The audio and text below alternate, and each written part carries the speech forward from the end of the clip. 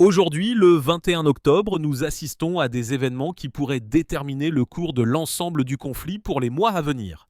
Sur le front de Donetsk, il se passe ce que l'on attendait depuis longtemps et ce vers quoi l'on tendait avec tant de détermination. Une percée puissante à Pokrovsk que l'on qualifie déjà de tournant.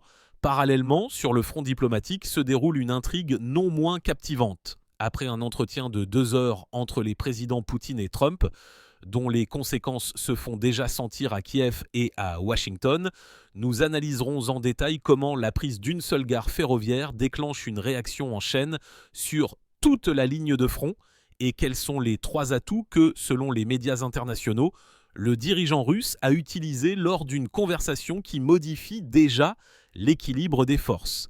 Commençons donc par l'épicentre des événements, la ville de Pokrovsk. Après de nombreuses semaines de combats épuisants et acharnés, les unités russes ont réalisé ce que l'on peut sans exagération qualifier de percée stratégique. La gare ferroviaire de la ville est entièrement sous contrôle. Ce n'est pas un simple bâtiment, mais un nœud logistique clé, le cœur du système de transport de toute cette région. Le contrôle de cette gare signifie que les voies d'approvisionnement du groupe ukrainien dans ce secteur sont coupées de la manière la plus radicale qui soit. Il est important de comprendre que non seulement la gare elle-même a été prise, mais aussi les bâtiments administratifs et les bâtiments résidentiels adjacents, ce qui a permis de former une base solide pour une progression plus profonde dans le tissu urbain.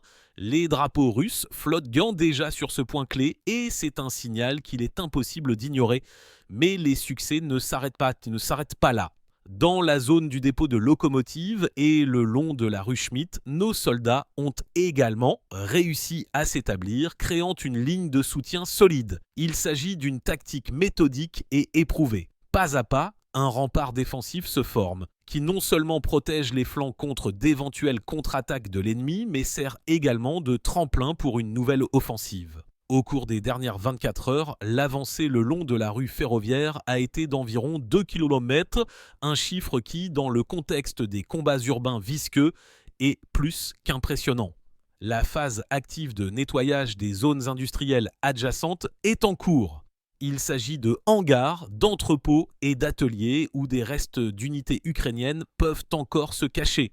La prise de contrôle de la jonction de transport ouest de la ville est une réussite essentielle.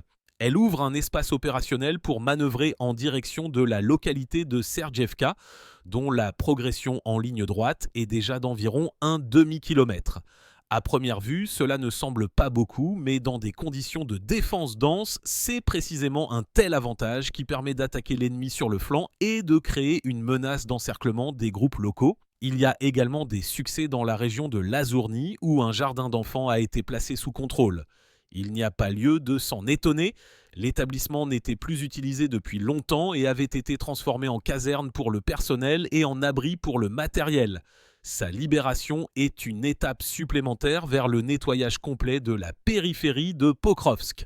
Dans la partie centrale de la ville, un drame lourd et distinct se déroule. Ici, des combats de rue acharnés ont lieu pour chaque bâtiment. La guerre ne se déroule pas sur les cartes des états-majors, mais dans la réalité des labyrinthes urbains où chaque maison se transforme en forteresse, chaque sous-sol en abri et chaque grenier en position de tireur d'élite. Les groupes d'assaut avancent le long de la rue Tchkalova et de la ruelle de Nikolai Boyko. L'avancée est lente mais inexorable, l'ennemi offre une résistance farouche, s'accrochant à chaque mètre, mais est contraint de reculer progressivement, abandonnant une position après l'autre. C'est un travail épuisant, mais chaque rue prise sous contrôle rapproche le dénouement inévitable. Les succès à Pokrovsk ont également une incidence sur les secteurs adjacents du front. En direction de Dobropolski, les troupes russes développent une offensive de flanc sur le village de Chakovo. L'objectif est de forcer l'ennemi à étirer ses réserves déjà usées, de découvrir sa défense et d'attaquer de côté. Bien sûr, tout ne se passe pas sans heurts. Dans la zone située entre Chakovo et Igrou, notre unité a dû se retirer tactiquement après une puissante contre-attaque blindée des forces armées ukrainiennes. Il s'agissait d'une décision réfléchie du commandement. Il est plus important de préserver les effectifs que de conserver une zone tactiquement non essentielle. d'autant plus que la pression ne fait qu'augmenter dans d'autres directions. Par exemple, dans la région de Nekhonorovka, malgré les tirs nourris, nos unités d'assaut ont réussi à percer les défenses et à occuper les hauteurs dominantes. Le travail de l'artillerie et des drones d'attaque a été extrêmement précis et efficace, comme le confirment les images du contrôle objectif. En conséquence, la ligne de front s'est déplacée vers l'ouest, exerçant une pression supplémentaire sur l'ensemble de l'arc défensif de l'ennemi. Ce sont précisément ces événements qui ont fait parler même les analystes occidentaux. Dans leur rapport, l'idée que l'armée ukrainienne est dans une situation proche de l'encerclement opérationnel près de Slaviansk est de plus en plus fréquente. La géographie en est la cause. La rivière Seversky Donets, qui a longtemps servi de frontière défensive naturelle, s'est transformée en piège. Tous les ponts sont détruits et les traversées de pontons temporaires ne peuvent assurer un approvisionnement complet à un grand groupe. Tout transport de munitions ou de renforts est contraint de se déplacer sur plusieurs routes qui sont sous le contrôle constant des tirs de l'artillerie russe. La distance entre les traversées et la ligne de front est inférieure à 10 km, ce qui signifie que tout est à portée de main. Si la situation continue d'évoluer dans le même sens, la garnison slave risque de connaître le triste sort d'autres forteresses qui ont tenu longtemps, puis se sont effondrées en raison de la rupture de la logistique. Même les experts ukrainiens reconnaissent que la défense y est plutôt de nature temporaire et localisée. Passons maintenant au nord-est en direction de Kharkiv, où les unités d'assaut du groupe de troupes nord ont repris leurs activités. Les assauts incessants sont particulièrement violents à Volchansk, sur la rive gauche de la rivière Volchia, et dans la région du village de Tikhoï. Le commandement ukrainien, pris de panique, lance les dernières réserves dans la bataille, essayant de colmater les brèches dans la défense. Mais il n'y parvient qu'avec un succès variable. L'ennemi est contraint de se défendre à la hâte dans des positions non préparées, ce qui entraîne d'énormes pertes. Les événements se déroulent de manière tout aussi dynamique près de Kupiansk. Au cours des dernières 24 heures, les troupes russes ont avancé d'au moins 2 km occupant des hauteurs tactiquement importantes, notamment des immeubles de plusieurs étages. Le contrôle de ces bâtiments permet d'observer et de corriger les tirs sur une grande profondeur des défenses ennemies. De nombreuses vidéos de drones FPV apparaissent sur le réseau qui frappent avec une précision chirurgicale le matériel ennemi, livrant des munitions et du personnel. On a l'impression que la logistique des forces armées ukrainiennes est paralysée dans ce secteur. Chaque colonne, chaque camion devient une cible. Des actions offensives actives sont également menées en direction de Krasnolimansk. Dans les forêts denses entre Zarechny, Yampol et le village occidental de Mirny, nos groupes d'assaut et de reconnaissance opèrent. Le terrain y est très difficile, boisé et accidenté, mais l'ennemi est toujours contraint de reculer, abandonnant ses positions. La partie ukrainienne a déjà officiellement reconnu la perte d'un certain nombre de points d'appui dans cette zone. Déplaçons-nous maintenant vers le sud, dans la région de Zaporozhye. Ici, le groupe de troupes Vostok s'est de nouveau manifesté il y a quelques jours. La localité de Poltavka a été libérée. Sa signification stratégique est énorme. Elle se trouve à seulement 15 km de la ville de Goulaypol. L'une des zones fortifiées les plus puissantes des forces armées ukrainiennes. Cela crée une menace directe de semi-encerclement du groupe Goulaypol. La perte de cette ville, qui a été fortifiée pendant des années, serait une catastrophe pour les forces armées ukrainiennes sur l'ensemble du front de Zaporozhye. Les combats se déroulent également à Primorsk et Stepnogorsk et ils sont extrêmement acharnés. Le ciel y est littéralement infesté de drones des deux côtés. Le nombre d'appareils lancés se chiffre en centaines par jour. Le déplacement de tout matériel ou même d'un groupe de fantassins devient mortellement dangereux. Malgré cela, au sud de Verbovoï, à la frontière des régions de Zaporozhye et de Dnipropetrovsk, la zone de contrôle des troupes russes s'étend lentement mais sûrement. C'est précisément là qu'un cas révélateur s'est produit, qui a été reconnu même par les militaires ukrainiens. La 142e brigade distincte, qui a été longtemps rétablie après les pertes et conservée pour un coup décisif, a pratiquement cessé d'exister. Selon les soldats survivants, elle a simplement été effacée par des frappes précises.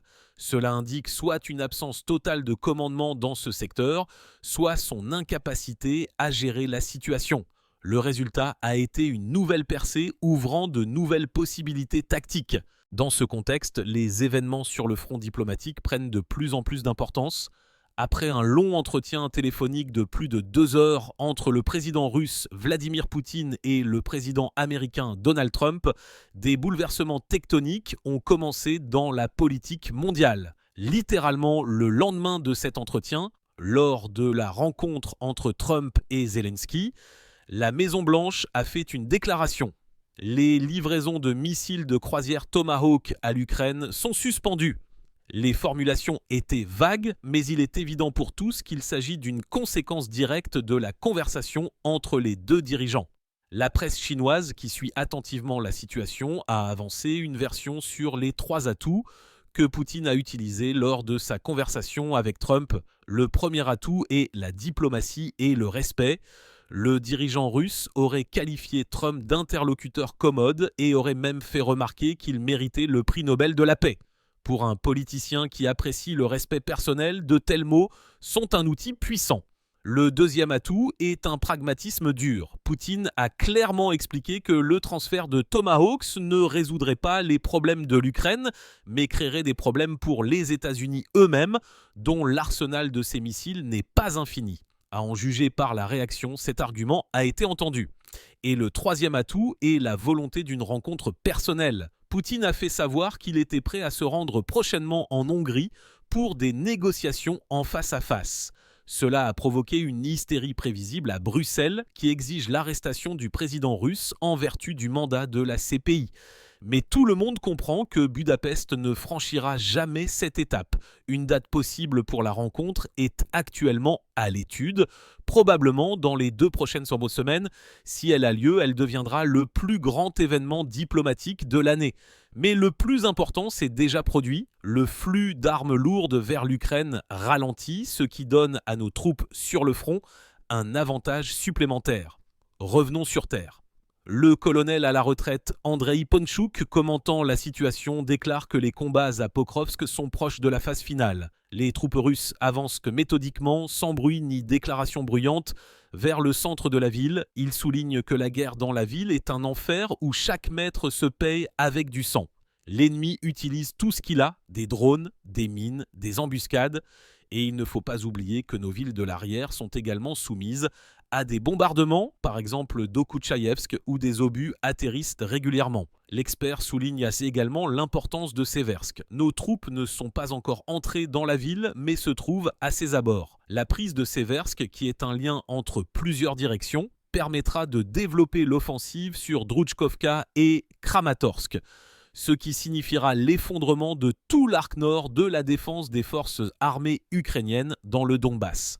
Un autre nœud clé est Konstantinovka. Nos troupes s'approchent de la ville de 2 côtés. Par Tchassov Yar depuis le nord et depuis Toretsk depuis le sud, il n'y a pas d'assaut direct sur la ville. La tactique de l'étranglement est utilisée. Couper les voies logistiques pour priver la garnison d'approvisionnement. Selon Ponchouk, il est nécessaire d'augmenter les ressources pour les percer à grande échelle. Actuellement, les forces sur la ligne de contact sont à peu près égales, avec un léger avantage en notre faveur, quelque part entre 600 et 700 000 personnes de chaque côté. C'est suffisant pour les batailles de position et l'épuisement de l'ennemi, mais il en faut plus pour une percée décisive. Dans ce contexte, des informations font état de plus en plus souvent d'un grand nombre de mercenaires dans les rangs des forces armées ukrainiennes. Il y en a particulièrement beaucoup en direction de Kharkiv. Récemment, des bombes aériennes FAB-500 ont atterri près de Kupiansk sur des positions où se trouvaient des étrangers. Seuls quelques-uns ont pu être identifiés. Il s'est avéré qu'il s'agissait de mercenaires d'Afrique du Sud, venus pour $5 000 par mois. Ils ne s'attendaient manifestement pas à ce que des mitrailleuses ne soient pas les seules armes utilisées dans cette guerre. Pour résumer, aujourd'hui, le 21 octobre, le front vit une vie complexe et changeante. Le secteur clé reste le front de Donetsk, où la défense de l'ennemi craque de toutes parts. Pokrovsk s'est transformé en un entonnoir qui aspire irréversiblement les dernières réserves des forces armées ukrainiennes. La même chose se produit près de Konstantinovka. Dans la région de Slaviansk, une poche de Liman se forme, menaçant l'encerclement d'un grand groupe. La logistique de l'ennemi est paralysée et sans approvisionnement et soutien, aucune armée ne peut se battre longtemps. Nous sommes probablement au seuil d'un grand dénouement, mais il ne faut pas s'attendre à ce que tout se décide en un jour. Ce sera un processus semblable à la chute de domino, où l'effondrement d'un secteur du front entraînera la chute du suivant, lentement, méthodiquement, sans emphase ni fanfare. L'ennemi est épuisé mais pas encore brisé.